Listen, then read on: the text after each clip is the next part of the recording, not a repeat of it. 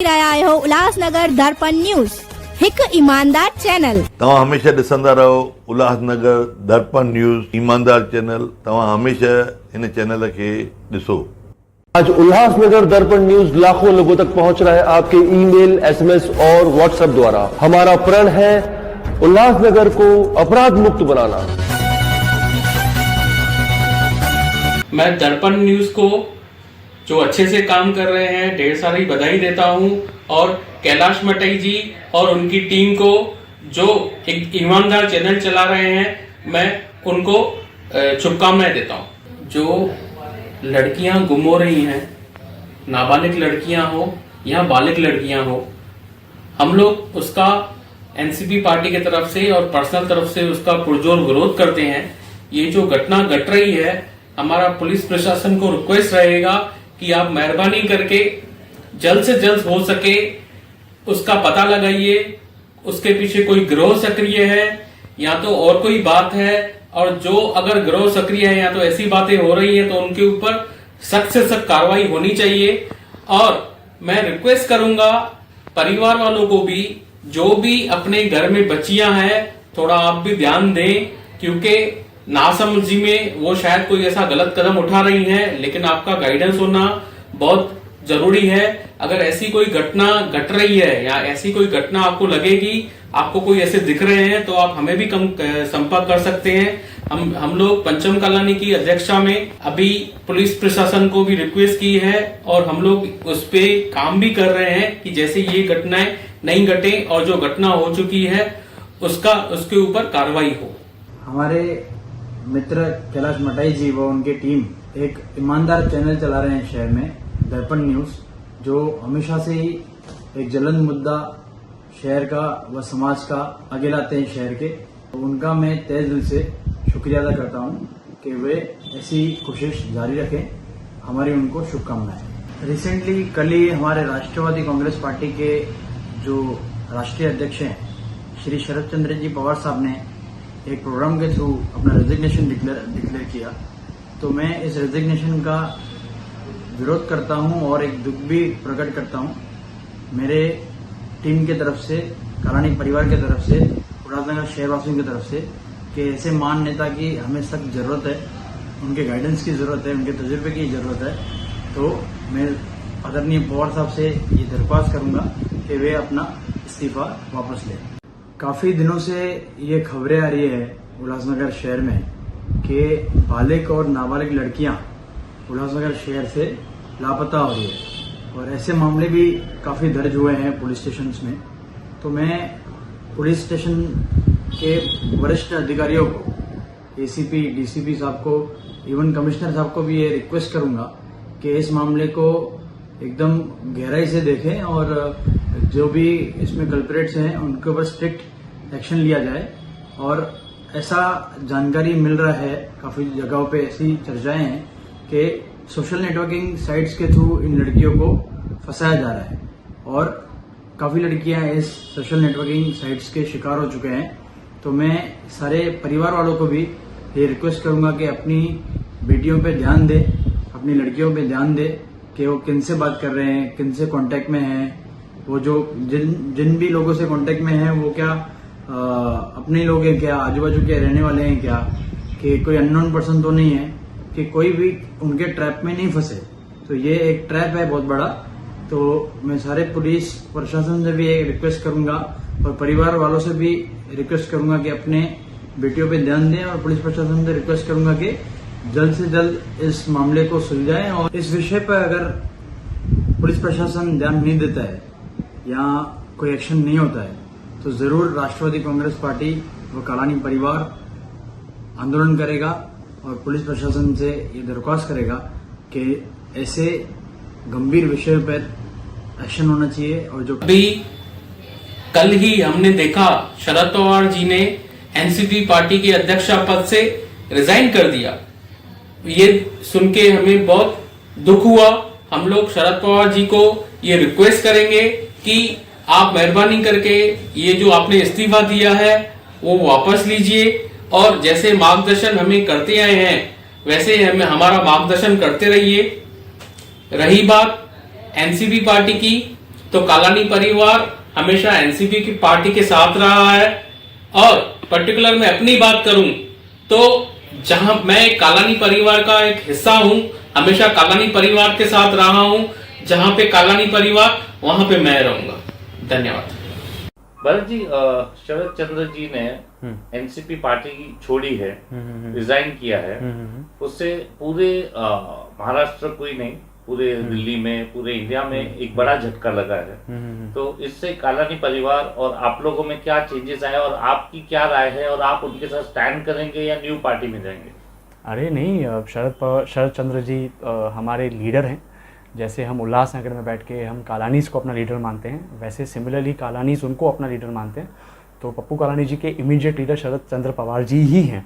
तो इमीडिएटली अगर देखेंगे तो पप्पू कालानी हमारे लीडर और उनके लीडर शरद चंद्र पवार जी, तो ऑटोमेटिकली वो भी हमारे लीडर हुए। मैं ऐसे समझता हूँ कि उनसे जो शक्तियाँ प्रदान होती हैं वो पप्पू कालानी जी के पास आती हैं। पप्पू कालानी जी के पास जो शक्ति आती है वो हमको पावर मिलता है। तो इवेंचुअली मैं नहीं चाहूँगा कभी भी, दो मैं डायरेक्टली कनेक्टेड नहीं हूँ, तो मैं कुछ भी कहूँगा तो वो एक अपीजिंग पॉलिटिक्स होगी। बट मैं अपीजिंग में नहीं जाके मैं कहूँगा हमारे पप्पू कालानी जी, हमारे उम्मी कालानी जी और पंचा मैडम जी बहुत ताकतवर बने, और वो ताकतवर तब बनेंगे जब शरद पवार जी अपनी सीट पे रहेंगे, और उनसे वो ताकतें कालानी फैमिली को मिलेगी, कालानी पहले फैमिली से हमको मिलेंगी, ताकि हम ग्राउंड पे और अच्छा काम कर सकेंगे। तो मैं बहुत छोटा कार्यकर्ता हूँ, but I wish Sharad Chandra Pawar ji retire ना करें। वो एक्टिव पॉलिटिक्स में अगर वो थोड़ा कहीं अपने आप को गैप रखना चाहते हैं तो प्लीज़ रखें, क्योंकि उनकी हेल्थ का भी मैं समझता हूँ, अजित पवार जी के स्टेटमेंट से भी मैं वाकिफ़ रखता हूँ कि हाँ, उनकी हेल्थ बहुत सीरियस 85 है और उनको बहुत सीरियस केयर होनी चाहिए। नेवरदलेस बट हम अभी तो एंटर हुए हैं, तो हमारे ऊपर भी शरद पवार जी का हाथ होना चाहिए। तो प्लीज़ रिटायर मत करिए। सर दूसरा एक उल्लासनगर में बहुत ही ज्वलंत मुद्दा चल रहा है काफी दिनों से, कि यहाँ की जो लेडीज हैं, जो बच्चे से लेके बड़ी एज की महिलाएं हैं, वो यहाँ पर कोई बोलता है कि लव जिहाद का चक्कर है, कोई बहुत से लोग बहुत सी बातें करते हैं, लेकिन बीइंग एडवोकेट आप क्या गाइड करेंगे उनको, और आप लोग और कालानी फैमिली क्या स्टेप लेंगे? देखिए, फर्स्ट तो मैं दर्पण न्यूज़ को कॉन्ग्रेचुलेशन दूंगा, थैंक्स कहूँगा कि सिर्फ आप लोगों की वजह से मार्केट में न्यूज़ चली है कि ऐसे भी कुछ हो रहा है उल्लासनगर में, अदरवाइज़ किसी को पता नहीं था। तो thanks to your channel, Kailash माताई ऑफ कोर्स, और उनकी टीम, जैसे हनी मैडम है और उनकी रेस्पेक्टिव टीम है। तो सबसे पहले संवेदना और sympathy to the family which is getting affected, जिनकी डॉटर 30 डेज से एब्सकॉन्डिंग नहीं कहूँगा, रादर मैं कहूँगा कि उनको अगवा किया गया है, जिस तरीके का माहौल है। सो सिंपैथी उनकी तरफ, सिंपैथी। आपको लगता है क्या ये लव जिहाद का मामला है? मैं उस पर आता हूँ, मैं अपने लॉ पॉइंट और लीगल पॉइंट रखूँगा।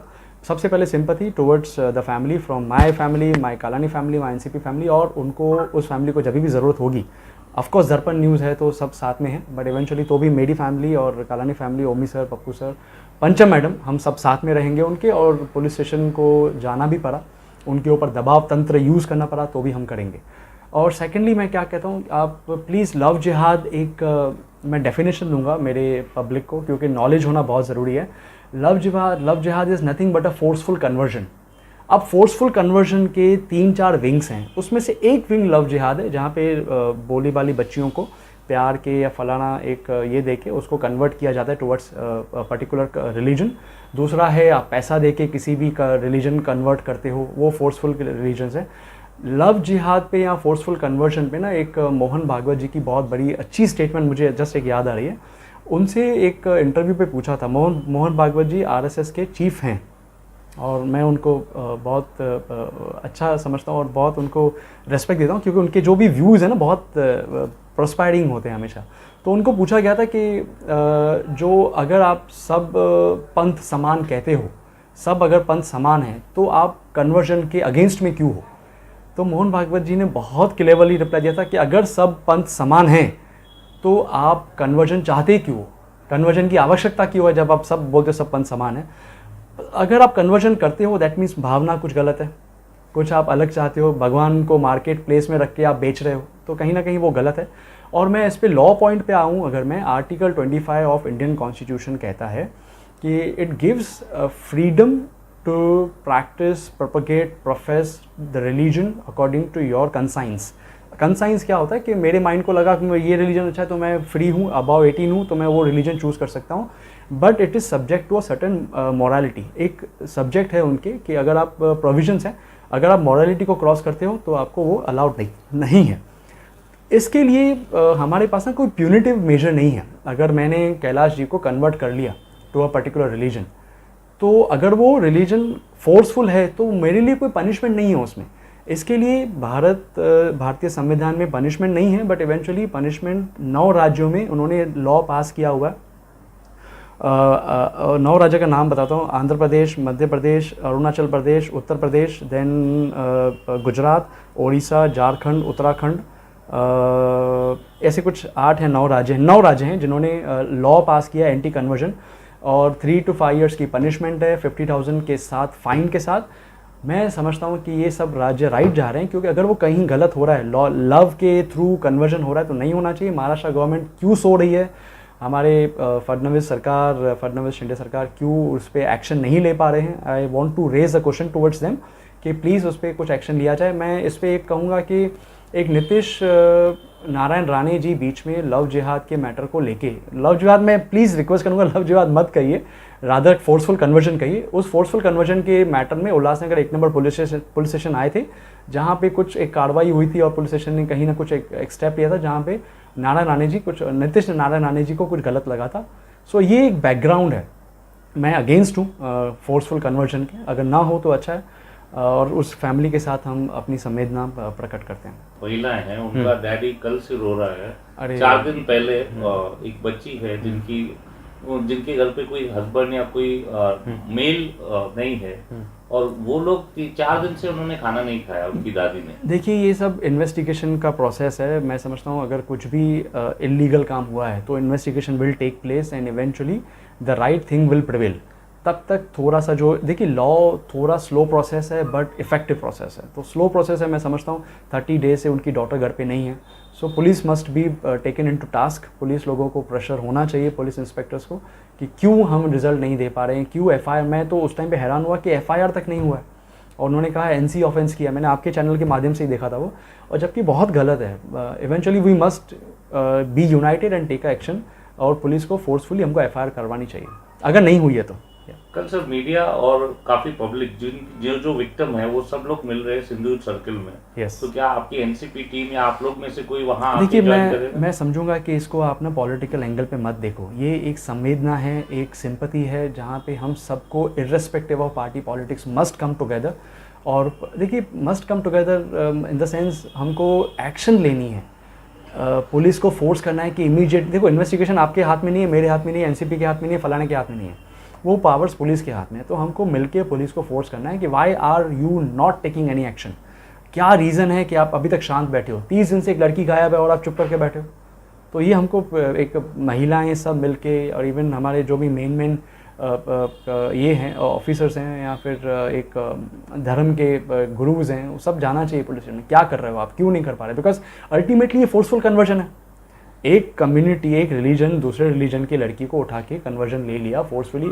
मैंने स्टोरी सुनी कि वो सवेरे 5 बजे चली गई। देखो, दोनों एंगल हैं। आप अगर इन्वेस्टिगेशन में जाओगे, वेदर वो फोर्स था, वेदर वो, हमारे बच्चों को भी हमको एजुकेशन देना चाहिए, यहाँ एक समझ देनी चाहिए कि किस तरीके से हम। और मैं सोशल मीडिया का इसमें अगेंस्ट में भी हूँ कि इंस्टाग्राम, फेसबुक के थ्रू कहीं पे कुछ भी हो रहा है और पेरेंट्स को पता ही नहीं है नीचे क्या हो रहा है। सो पेरेंट्स भी बहुत एक्टिव बने, बट नेवरदलेस आपके केस में मैं हमको सब साथ में चलना चाहिए इर्रेस्पेक्टिव ऑफ पार्टी पॉलिटिक्स। सो मैं व्यूअर्स को और जो नहीं देखते हैं ये चैनल, उनको भी रिक्वेस्ट करूँगा कि प्लीज़ दर्पण न्यूज़ चैनल देखें, बिकॉज आज वो एक एक्सेल कंडीशन में जा रहा है। दर्पण न्यूज़ इज़ गेटिंग एक्सेलेंट, और उनका एक सराहनीय, मुझे बहुत अच्छा लगता है, उन्होंने एक स्टेप लिया था बीच में कि अगर आपके पास कुछ भी प्रॉब्लम है, लेडीज़ या फिर जो बुज़ुर्ग होते हैं, कि अगर आपके इलीगल एक्टिविटीज़ आपके साथ हो रही हैं तो आप सिर्फ एक व्हाट्सएप करिए, हम उस व्हाट्सएप के ज़रिए आगे तक पहुंचाएंगे आपकी बातें। फिर वो पॉलिटिकल प्रेशर हुआ या कैसे भी प्रेशर हुआ, पुलिस को वो एक्शन लेने में मजबूर करेंगे। और शायद आज वो ही एक तरीका है जो उन्होंने उस फोर्सफुल कन्वर्जन को आज एक मुहिम बना के ली है, और उनका एक सिद्धांत है दर्पण न्यूज़ चैनल का कि crime free Ulhasnagar. So I would request everyone, मेरे यूथ वाले जो मेरे साथीदार हैं, उनको कहूँगा प्लीज़ इस चैनल को देखें और इस चैनल को प्रोत्साहित करें, इसको अप्रिशिएट करें। Thank you. उल्लासनगर दर्पण न्यूज लाखों लोगों तक पहुंच रहा है आपके ईमेल, SMS और WhatsApp द्वारा। हमारा प्रण है उल्लासनगर को अपराध मुक्त बनाना।